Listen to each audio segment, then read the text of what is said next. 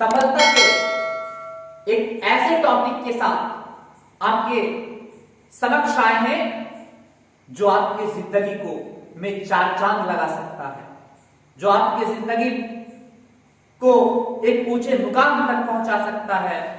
बहुत छात्र जब किसी भी कॉम्पिटिटिव एग्जामिनेशन की तैयारी करते हैं तो उनको लगता है कि कहां से शुरू करूं, क्या पढ़ूं, कैसे पढ़ूं। तो आइए आज उसके बारे में हम लोग समझते हैं। तो सबसे पहले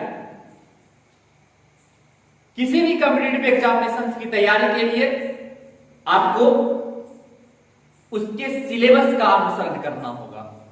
आप उसके सिलेबस को देखें, सिलेबस में क्या क्या प्रश्न पूछे गए हैं, कौन कौन सा सब्जेक्ट है, उसमें कौन कौन से टॉपिक हैं, और उस टॉपिक में से जो है सारे टॉपिक को जो है इंटरेस्टिंग के साथ, इंटरेस्ट के साथ जो है आप उसे पढ़ें। जब आप उसे इंटरेस्ट के साथ पढ़ेंगे तो आप किसी भी मुकाम को हासिल करने में पीछे नहीं हटेंगे। और उसके बाद आप को सबसे पहले एक लक्ष्य निर्धारित करना होगा कि हमें यही पाना है। अगर कंधे पे डबल स्टार लगाना है तो डबल स्टार ही लगाना है। जब इस तरह की सोच आपके अंदर पनपेगी, जब इस तरह का सोच, जब इस तरह का जुनून आपके अंदर भर जाएगा तो फिर उस लक्ष्य को प्राप्त करने के लिए आप अपना जी जान लगा देंगे। उसके बाद आप सबसे पहले पढ़ने के लिए बैठना सीखिए। पढ़ने के लिए बैठना होगा। कैसे? तो पहले दिन किताब ले, क्योंकि जब आप पढ़ने के लिए बैठते हैं तो आपको मन नहीं लगेगा, फिर उठ जाएंगे, फिर जाएंगे पढ़ने बैठने, फिर मन नहीं लगेगा, उठ जाएंगे। तो सबसे पहले पढ़ने के लिए बैठना सीखना होगा। बैठना कैसे बैठेंगे? तो पहले दिन किताब लेकर आधे घंटे बैठेंगे, नहीं उल्टाइएगा, ना मन नहीं लगेगा, नहीं उल्टाना है उसको। फिर दूसरे दिन फिर जो है बैठेंगे, 40 मिनट बैठेंगे, फिर 50 मिनट बैठेंगे अगले दिन, फिर अगले दिन जो है 1 घंटा बैठेंगे। इस तरह से धीरे धीरे बैठने का क्रम बढ़ाएंगे। जब आप बैठेंगे ना तो आपको लगेगा कि आखिर क्यों बैठ रहे हैं, समय क्यों बर्बाद कर रहे हैं। तो फिर आप उस किताब को उलटना सीखिएगा। जब किताब को उलटिएगा तो आपको टॉपिक, जो आप टॉपिक पढ़ना चाहते हैं, उस पर आपका ध्यान आकर्षित होगा। जब आप ध्यान आकर्षित करेंगे उस ओर तो फिर आपको लगेगा इस टॉपिक को पढ़ना चाहिए। धीरे धीरे आपका इंटरेस्ट उस किताब से बढ़ता चला जाएगा। धीरे धीरे उस किताब से आपका अट्रैक्शन बढ़ता चला जाएगा। जैसे आप लोग देखते होइएगा कि किसी भी बच्चे को अपने मां के साथ काफी लगाव होता है। क्यों? मां के साथ इसलिए काफी लगाव होता है क्योंकि पिता के अपेक्षा मां के साथ बच्चा अपना ज्यादा समय व्यतीत किए हुए होता है। यही कारण है कि मां के साथ बच्चे का लगाव ज्यादा होता है, या बच्चे का लगाव मां के साथ ज्यादा होता है। ठीक उसी प्रकार जब आप किताब के साथ अपना समय, अधिक समय देंगे तो वैसी परिस्थिति में आपको किताब से प्यार हो जाएगा, किताब से मोहब्बतें हो जाएगी, किताब से इश्क हो जाएगा। धीरे धीरे जब उससे बहुत ज्यादा अट्रैक्शन हो जाएगा, किताब से जब धीरे धीरे बहुत लगाव हो जाएगा तो बिना किताब का ना आपको नींद आएगा, ना बिना किताब को आपको भूख लगेगी। बिना पढ़े हुए आप सो नहीं सकते हैं। जब आप किताब के साथ काफी लगाव कर लेंगे तो हर एक टॉपिक को बहुत ही इंटरेस्ट के साथ पढ़ेंगे।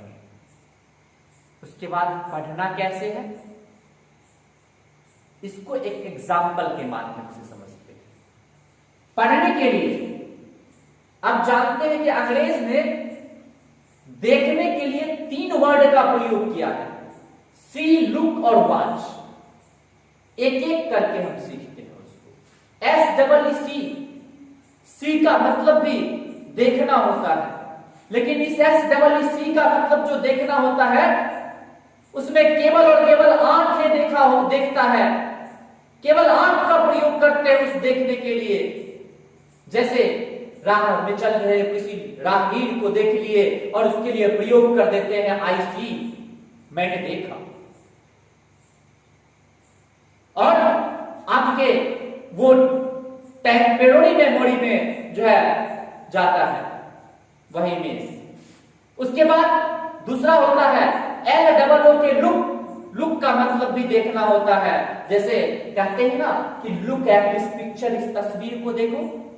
जब उस तस्वीर को देख रहे होते हैं तो ये आंख देखता है कि वह तस्वीर किस तरह की बनी हुई है, और दिमाग लगाता है कि इस तस्वीर में नाकें कितनी लंबी है, बालें कितनी लंबी है, बाल काले काले हैं।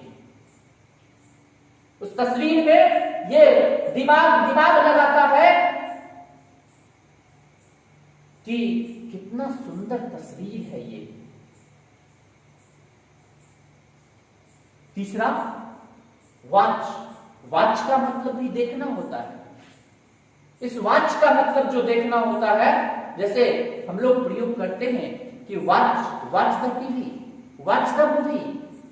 मूवी को देखने के लिए वॉच का प्रयोग करते हैं।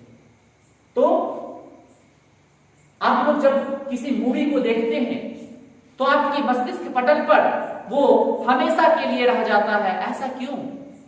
क्योंकि उस मूवी को देखने के क्रम में आपका आंख भी देख रहा होता है कि इस मूवी में किस तरह से जो है किस तरह का जो है कहानी है।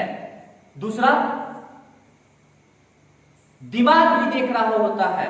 दिमाग देखता है कि इस मूवी में हीरो हीरोइन के साथ क्या कर रहा है। इसमें ये देखता है कि विलेन हीरो को क्यों मारता है। ये दिमाग लगा रहा होता है, दिमाग, कि उसमें जो है आखिर ये विलेन को हीरो से क्यों दुश्मनी हुई। और तीसरा, जब मूवी फनी होता है तो आप हंस भी देते हैं। जब मूवी इमोशनल होता है तो आप रो देते हैं। तो यहां पर आंख भी काम किया, दिमाग भी काम किया, और तीसरा दिल भी काम करता है। तो ये आपके मस्तिष्क पटल पर बैठ जाता है। ये मस्तिष्क पटल पर जो है सेट हो जाता है। ठीक उसी प्रकार अगर आप किसी टॉपिक को वॉच की तरह पढ़ते हैं तो वह आ जाएगा और कोई आपके मेमोरी से नहीं निकाल सकता है। इसलिए अगर आप किसी किताब को पढ़ें, किसी टॉपिक को पढ़ें, तो दृढ़ इच्छा शक्ति के साथ उस जुनून के साथ कि उस वर्दी की क्या ताकत है, उस डबल स्टार का क्या ताकत है, इस चीज को संकल्प के रूप में लेकर जब आप पढ़ेंगे उस वॉच की तरह, तो फिर आपको उस डबल स्टार लगाने से कोई नहीं रोक सकता। इसलिए जब आप पढ़ें तो बिल्कुल वॉच की तरह पढ़ें, और आपका जो दृढ़ इच्छा शक्ति, जो आपका संकल्प हो, वो बिल्कुल अभिमन्यु, अब वो बिल्कुल अर्जुन की तरह हो। जिस तरह से गुरु द्रोणाचार्य ने 5 पांडवों को बुलाया, क्योंकि उस 5 पांडवों को बराबर बराबर की शिक्षा दी गई थी। 5 पांडव में जब पहले पांडव का बारी आया, गुरु द्रोणाचार्य पूछे कि उस पेड़ पर क्या दिख रहा है। तो पहला पांडव बोला, उस पेड़ पर पत्ते दिख रहे हैं। और क्या दिख रहा है? तो डाली भी हैं। और क्या दिख रहा है? चिड़िया बैठी हुई है। और क्या दिख रहा है? उसमें फल भी लटके हुए हैं पेड़ में। कहा साइड हो जाओ, बगल हो जाओ। दूसरे पांडव को बुलाया, उससे पूछा कि क्या दिख रहा है उस पेड़ पर। बोला फल दिख रहे हैं। और क्या? तो पत्ते दिख रहे हैं। और क्या? तो चिड़िया दिख रहा है। कहा तुम भी बगल हो जाओ। तीसरे पांडव को फिर बुलाया, पूछा क्या दिख रहा है पांडव? युधिष्ठिर था, पूछा क्या दिख रहा है? तो बोला पेड़ है। और क्या है? उसमें शाखाएं हैं। और क्या है? शाखा पर चिड़िया बैठी हुई है। कहा तू भी बगल हो जाओ। इसी तरह से क्रम चलता रहा। जब अंत में अर्जुन का बारी आया तो पूछा कि अर्जुन देखो उस पेड़ पे क्या दिख रहा है। तो बोला उस पेड़ पर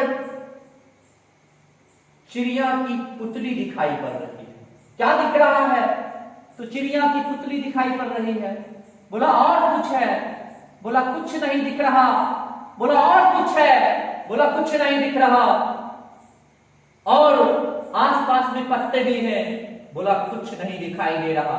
कहा बगल में हम भी हैं। कहा अभी आप भी नहीं दिखाई दे रहे हैं। कहा चलाओ बाण। और ऐसा बाण चलाया कि डायरेक्ट जाकर उस चिड़िया की पुतली में जाकर लगा।